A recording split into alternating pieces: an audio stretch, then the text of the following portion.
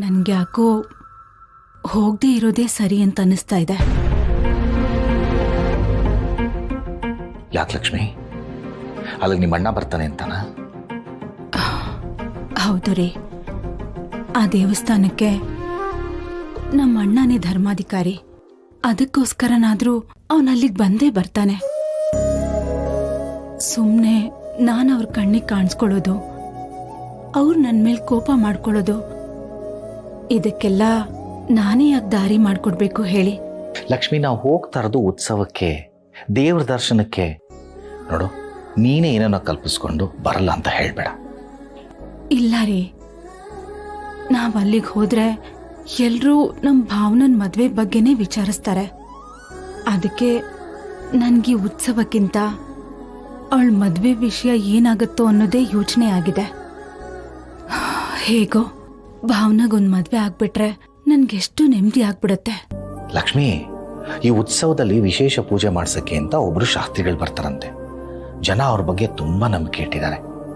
ನಾವು ಭಾವನನ ಬಗ್ಗೆ ಶಾಸ್ತ್ರಿಗಳೊಂದೊಂದು ಮಾತು ಕೇಳೋಣ. ಅವ್ರು ಏನಾದ್ರೂ ಒಂದು ಪರಿಹಾರ ಹೇಳ್ತಾರೆ. ನಮ್ಮ ಭಾವನೆಗೆ ಒಳ್ಳೇದಾಗತ್ತೆ ಅಂದ್ರೆ ನಾನು ಏನು ಪೂಜೆ ಮಾಡ್ಸೋಕ್ಕೂ ಸಿದ್ಧ. ಇದಕ್ಕಾದ್ರೂ ನೀನು ಒಪ್ಕೋತೀಯ ಅಲ್ವಾ? ಆಯ್ತ್ರಿ, ಹೋಗ್ಬರೋಣ. ಅಬ್ಬಾ, ಒಪ್ಕೊಂಡಿಯಲ್ಲ?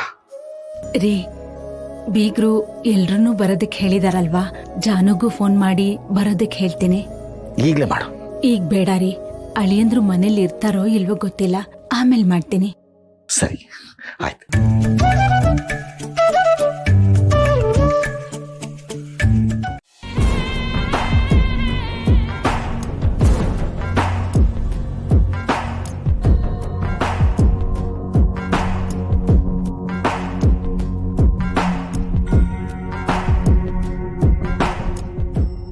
ಸೊ ಮಾವ ಮತ್ತೆ ಮುನ್ಸ್ವಾಮಿ ಇಬ್ರು ದೇವ್ರ ಉತ್ಸವ ಮಾಡಬೇಕು ಅಂತ ಅನ್ಕೊಂಡಿದ್ದಾರೆ.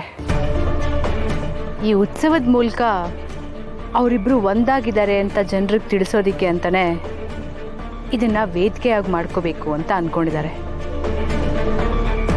ಈ ಉತ್ಸವನೇ ವೇದಿಕೆ ಮಾಡಿಕೊಂಡು ತಮ್ಮ ಬೇಳೆಗಳನ್ನ ಬೇಯಿಸ್ಕೋಬೇಕು ಅಂತ ಕಾಯ್ತಾ ಇದ್ದಾರೆ. ಇರ್ಲಿ, ಜೊತೆಗೆ ನಮ್ಮ ಬೇಳೆನೂ ಸ್ವಲ್ಪ ಬೇಯಬೇಕಲ್ಲ, ಅದಕ್ಕೆ ನನ್ನ ಬೆಸ್ಟ್ ಫ್ರೆಂಡ್ ಸೌಪಿ ಇರಲೇಬೇಕಲ್ಲ.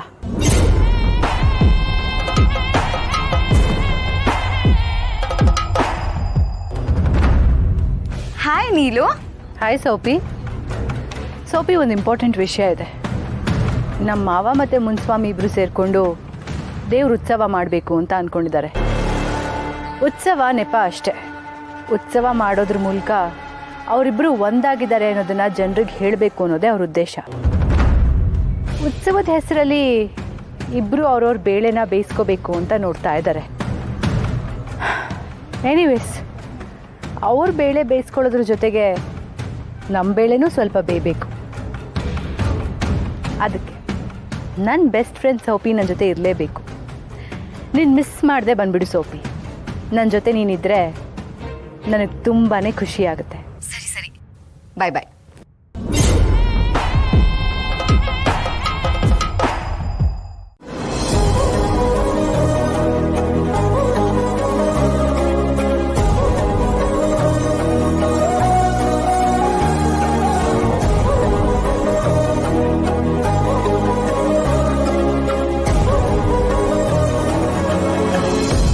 ವಿಧಾನ, ಎಲ್ಲಿಗ್ರಿ ಕರ್ಕೊಂಡು ಬಿಟ್ಟಿದ್ದೀರಾ? ನಿಮ್ಗೆ ಗೊತ್ತಾಗತ್ತೆ, ಬನ್ನಿ. ಅದು ಕಣ್ಣು ಮುಚ್ಕೊಂಡು. ನಿಮ್ಗೆ ಒಂದು ಸರ್ಪ್ರೈಸ್ ಇದೆ. ಸರ್ಪ್ರೈಸಾ? Left surprise? ಇಲ್ಲಿ 3, 2, 1.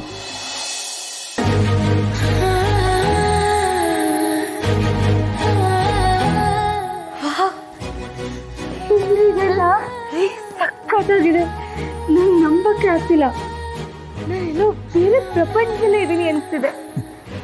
ಇದು ನಮ್ಮ ಪ್ರಪಂಚ ಜಾನ್ವಿ ಅವರೇ. ಥ್ಯಾಂಕ್ಸ್ ರೀ.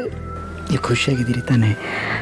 ಖುಷಿ ಆಗದ ಹೇಳಿದ್ನಲ್ಲ, ನನ್ನ ಜೀವನದಲ್ಲಿ ಇದನ್ನೆಲ್ಲ ನಾನು ನೋಡ್ತೀನಿ, ಅನುಭವಿಸ್ತೀನಿ ಅಂತ ಕನ್ಸಲ್ಲೂ ಅನ್ಕೊಂಡಿರ್ಲಿಲ್ಲ.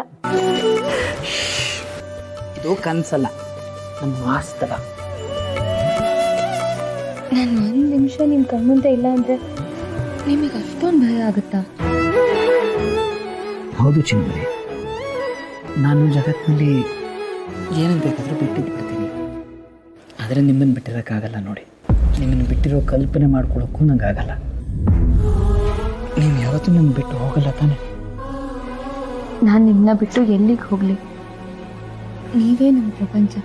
ಈ ಪ್ರಪಂಚನ ಬಿಟ್ಟು ನನಗೆ ಬದುಕೋಕ್ಕಾಗತ್ತಾ? ಇನ್ಮೇಲೆ ನಿಮಗೆ ಹೇಗೆ ಬೇಕೋ ನಾನು ಹಾಗೆ ಇರ್ತೀನಿ. ನಿಮ್ಮ ಇಷ್ಟನೇ ನನ್ನ ಇಷ್ಟ.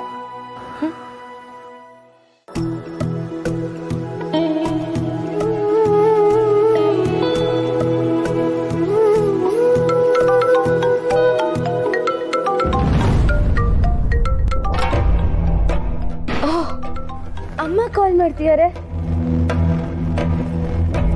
ಏನಮ್ಮ ಇಷ್ಟೊತ್ತಲ್ಲಿ ಕಾಲ್ ಮಾಡ್ಬಿಟ್ಟಿದ್ಯಾ? ಇನ್ನೂ ಮಲಗಿಲ್ವಾ ನೀವು? ಇಲ್ಲಮ್ಮ, ಈಗ ಮಾಡ್ಬೇಕು. ನೀನೇನ್ ಮಾಡ್ತಿದ್ದೆ? ಏನಿಲ್ಲ ಅಮ್ಮ, ಸುಮ್ಮನೆ ಕುತ್ಕೊಂಡಿಬ್ರು ಮಾತಾಡ್ತಿದ್ವಿ. ಹೇಳು, ಏನು ಇಷ್ಟೊತ್ತಲ್ಲಿ ಕಾಲ್ ಮಾಡಿದ್ಯಾ? ಜಾನು, ನಮ್ಮೂರಲ್ಲಿ ನಮ್ಮ ಮನೆ ದೇವರು ಉತ್ಸವ ಮಾಡ್ತಿದ್ದಾರೆ. ಅದಕ್ಕೆ ಪೂಜೆಗೆ ನಿಮ್ಮಿಬ್ರನ್ನು ಕರೆಯೋಣ ಅಂತ ಫೋನ್ ಮಾಡಿದೆ.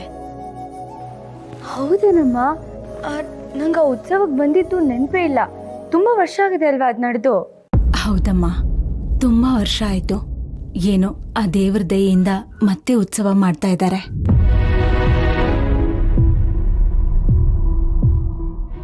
ಜಾನು,